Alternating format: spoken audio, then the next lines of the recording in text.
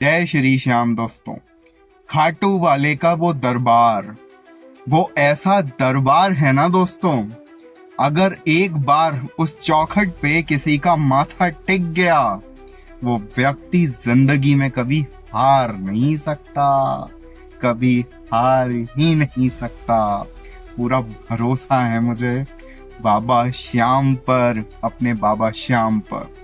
आज आपको श्याम बाबा के चमत्कार की एक बड़ी ही मनमोहक सी तस्वीर आपको दिखाता हूँ। कहानी बिल्कुल सच्ची है, मानो या ना मानो। एक लड़का जो 100 लोगों की भीड़ में एक कॉलेज के सेमिनार हॉल में बैठा हुआ था। उसकी आंखें और कान तो खुले हुए थे, लेकिन मन पूरी तरीके से बंद था, क्योंकि उसके वहां पर बैठने की वजह थी एक व्यक्ति का दिया हुआ वो सजेशन, जिसको लेकर के वो उस सेमिनार हॉल में बैठा था। उसने MBA जैसे कोर्स में एडमिशन लिया था। उसको ये बताया गया था कि बेटा, अगर तू MBA कर लेगा तो तेरा बेड़ा पार हो जाएगा, कुछ नहीं होगा, 45,000 रुपए की नौकरी तो तुझे मिलनी ही मिलनी है। एक बेंचमार्क सेट कर दिया गया था उसके दिमाग में कि अगर तूने MBA कर लिया तो चाहे तू कैसे भी कर, बस तेरे हाथ में अगर वो डिग्री का पर्चा है तो तुझे कोई भी कंपनी 45,000 रुपए से नीचे सैलरी दे ही नहीं पाएगी। इतना तो तुझे मिलेगा ही मिलेगा। और ये चीज उस लड़के के अंदर मन में फिक्स हो गई थी, और वो इसी चीज को लेकर बैठा रहता था। बाकी किसी चीज में उसका ध्यान ही नहीं लगता था। उसको ये पता था कि जब मैं कॉलेज पूरा कर लूंगा तब मुझको 45,000 रुपए तो मिलने ही मिलने हैं। इंडस्ट्रियल विजिट्स होती थी, लोग क्लासेस लेने आते थे, बहुत कुछ बच्चों को सिखाते थे, लेकिन उसकी सिर्फ आंखें और कान ही खुले रहा करते थे। बाकी उसको कुछ भी समझ में ना आता था, ना वो समझना चाहता था, क्योंकि उसको पता था कि जब मैं कोर्स पूरा कर लूंगा तो मुझे एंड में 45,000 रुपए तो मिलने ही मिलने हैं। धीरे धीरे करके 1 साल उसका MBA में बीत गया। अब समय आया कि उसको एक स्ट्रीम चुननी थी जिसमें उसको स्पेशलाइजेशन लेना था, और उसने वो स्ट्रीम किस बेसिस पर चुनी दोस्तों, क्या आप समझ सकते हो? उसके मन में उससे रिलेटेड कुछ भी नहीं था। उसको सिर्फ इतना पता था कि मुझे तो नौकरी चाहिए। उसने वो स्ट्रीम चुनी जो उसके अनुसार या उस लोगों के बताए अनुसार, जिसमें 45,000 रुपए की जॉब पक्का मिलती है। कंपनी उसको हर हाल में लेकर के जाती है। कॉलेज उस फील्ड में हर हाल में प्लेसमेंट करवाता ही करवाता है, और उसने HR चुन लिया। HR चुनने के पीछे उसके 2 कारण थे। पहला कि कॉलेज वाले इसमें कंपनी ज्यादा बुलाते हैं, और एक ना एक कंपनी में तो सिलेक्शन हो ही जाता है। बाकी स्ट्रीम्स में थोड़ी सी मेहनत करनी पड़ती है। और दूसरा रीजन ये कि वो मार्केटिंग जैसी चीज कर नहीं सकता था, क्योंकि वो थोड़ा इंट्रोवर्ट था। लेकिन उसने कुछ भी सजेशन या कुछ भी सब्जेक्ट इस बेसिस पर नहीं चुना कि मेरा मन मुझसे क्या कहता है, मैं किस फील्ड में एक्सपर्ट हूं, या मैं किस फील्ड में एक्सपर्ट बनना चाहता हूं। ये उसने कभी नहीं सोचा। उसने बस उस 45,000 रुपयों के बारे में सोचा। अब कॉलेज करते करते लगभग 1.5 साल पूरा हो चुका था, और उसने HR स्ट्रीम ले लिया था।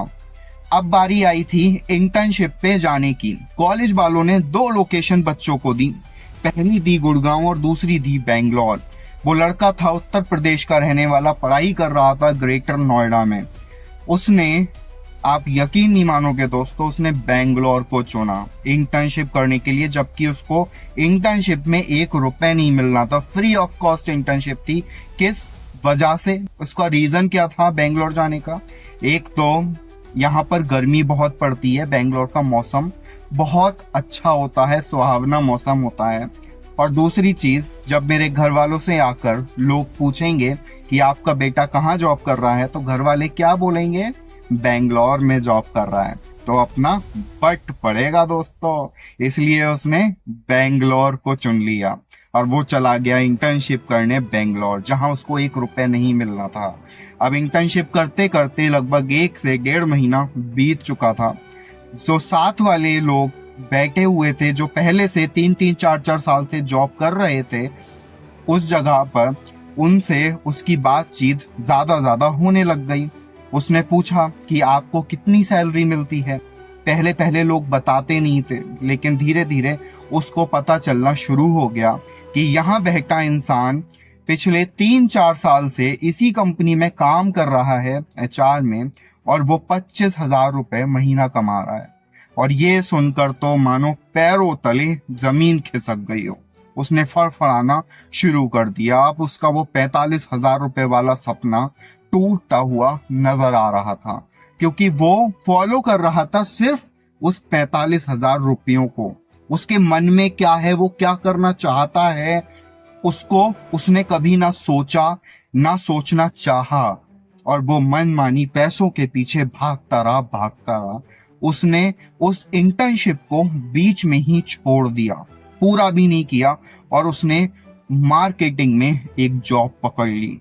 किसी एप्लीकेशन के थ्रू, Naukri.com जैसे एप्लीकेशन के थ्रू उसने मार्केटिंग में जाकर के जॉब पकड़ ली। अब जो इंसान इंट्रोवर्ट है, जिसने ये सोच करके एचआर लिया था कि मैं मार्केटिंग की जॉब्स नहीं कर सकता, मैं कुछ भी बेच नहीं सकता, मुझे बेचने में प्रॉब्लम्स होती हैं, उसने पैसों के लिए मार्केटिंग में जॉब ढूंढ ली। सैलरी तो उसको 30,000 रुपए मिल रही थी, लेकिन कहानी में आगे सुनो अब आखिर उसके साथ होता क्या है, कितनी बड़ी ट्रेजेडी होती है। वो हद से हद 3 महीने जॉब कर पाया, जहां उसको टेली सेल्स की जॉब मिली थी। उसको टेलीफोन पर ऑल ओवर इंडिया सेल करना था, और फोन पर सेल करना कितना ज्यादा मुश्किल होता है, ये काम अब उससे नहीं हो रहा था। वो 30,000 रुपए उस वक्त बुरे लग रहे थे। उसने डिसाइड किया कि अब मैं दूसरी कंपनी ज्वाइन करूंगा, और उसने दूसरी कंपनी ज्वाइन कर भी ली। लेकिन दूसरी कंपनी ज्वाइन करने के बाद सिर्फ कुछ नहीं बदला, सब कुछ वैसा ही था, बस just the change of the location. एक कंपनी से निकल करके दूसरी कंपनी में चला गया, काम वही था, टारगेट वही था, हालात वही थे। वहां पर भी 2 से 3 महीने ही टिक पाया और वहां से भी निकल लिया। एक के बाद एक उसने 5 से 6 कंपनी 8 से 10 महीने में ही बदल डाली, और तब जा करके उसको रियलाइज हुआ कि मैं गलती आखिर कर कहाँ रहा हूं। गलती किसी कंपनी की नहीं है, गलती किसी कॉलेज की नहीं है, गलती उसकी नहीं है जिसने मुझे सजेशन दिया था, गलती मेरी है, गलती मेरी खुद की है। ये चीज रियलाइज तो हो गई थी, लेकिन अब समय जा चुका था। उसने डिसाइड किया कि अब चाहे कुछ भी हो जाए, मैं सेल्स में जॉब नहीं करूंगा, क्योंकि ये वो फील्ड नहीं है जहां मैं दिल से काम कर रहा हूं। यहां मैं पैसों के पीछे भाग रहा हूं, just for the sake of money मैं काम कर रहा हूं, लेकिन इस काम में मेरा मन बिल्कुल नहीं लग रहा, मेरा मन मेरा साथ नहीं दे रहा। वो सब कुछ छोड़ छाड़ के अपने घर वापस आ गया। अब कॉलेज उसकी हेल्प नहीं कर सकता था। अब उसने ट्राई किया अपनी ही फील्ड में जाने का, एचआर में जाने का, लेकिन अब कोई भी कंपनी उसको एंटरटेन नहीं कर रही थी, क्योंकि जब भी नई जगह इंटरव्यू के लिए जाता तो उससे पूछा जाता था तुम्हारा एक्सपीरियंस क्या है, और एक्सपीरियंस था टेली सेल्स मार्केटिंग में, टेली सेल्स में, और एचआर में उसका कोई एक्सपीरियंस था ही नहीं। एक इंटर्नशिप थी, वो भी उसने अधूरी छोड़ दी थी। तो अब बताता क्या, कोई कंपनी उसको जॉब देने को तैयार ही नहीं हो रही थी। अब 1 से 1.5 साल हो चुका था घर पे बैठे बैठे, कुछ नहीं हो रहा था, सिर्फ टाइम पास हो रहा था, क्योंकि सेल्स में जाना नहीं था, और जिस फील्ड में जाना था वहां पर उसको कोई पूछ नहीं रहा था। फोन चलाता रहता था, स्क्रॉल करता रहता था, श्याम बाबा के भजन सुनने लगा, उसको फील आने लगा, अच्छे लगने लगे। बाबा के भजन कीर्तन उन्हीं में रमा रहता था। हर भजन में एक बात कॉमन थी, एक बात हमेशा बताई जाती थी कि जो भी हार करके पहली बार खाटू चला जाता है उसका बेड़ा पार होता ही होता है, उसकी सारी मनोकामनाएं जरूर पूरी होती हैं। बस देर है बाबा के उस चौखट पे माथा टेकने की। और ये बात उसके जहन में घुस गई थी। अब उसका सिर्फ एक ही टारगेट था कि मुझे खाटू श्याम जाना है।